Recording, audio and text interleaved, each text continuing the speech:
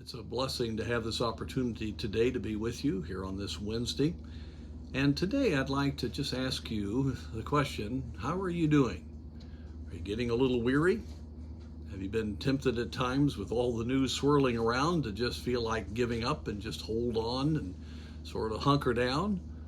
Or are you encouraged to serve the Lord, knowing that there's a great ministry that God has for us?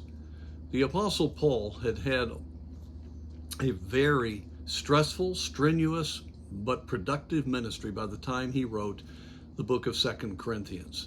God had used him mightily to start many, many churches, and yet he had suffered. By this time, he had already had a time in prison. He had been stoned and left for dead. He was beaten. Many things had occurred, so he had experienced a lot of things. And he says in verse 1 of chapter 4 of 2 Corinthians, "Therefore, seeing we have this ministry, as we have received mercy, we faint not." He said, I'm not giving up. I am not going to faint. No matter what's happening to me, this ministry that God has given to me is too important. And friend, if we can look at our life not as just living a good Christian life, but as the fact is that we're all servants of the Lord and have a purpose and a cause, that will change everything. And so when we sort of get thrown back on our heels, we can make the decision, no, we're not going to faint, because there's something much bigger than myself that I have to keep my mind on. The Apostle Paul goes through all that the ministry entailed and the issues that he had gone through. Just very interesting.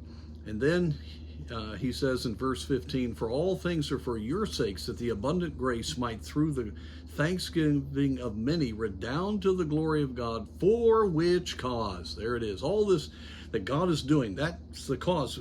"For this cause we faint not, but though our outward man perish, yet the inward man is renewed day by day." And he goes on to talk about the fact that he had his eye on eternal things, and that's what kept him going.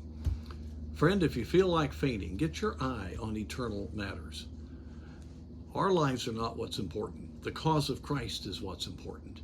Serving him. And though our outward man perish, God will renew our inward man if we will walk with him and allow the Spirit of God to give us a vision and a purpose for our lives. So I want to encourage you today, if you feel a little bit feeble need, as Hebrews chapter 12 talks about, let's let God work in our hearts. Let's get focused again and get excited about serving the Lord.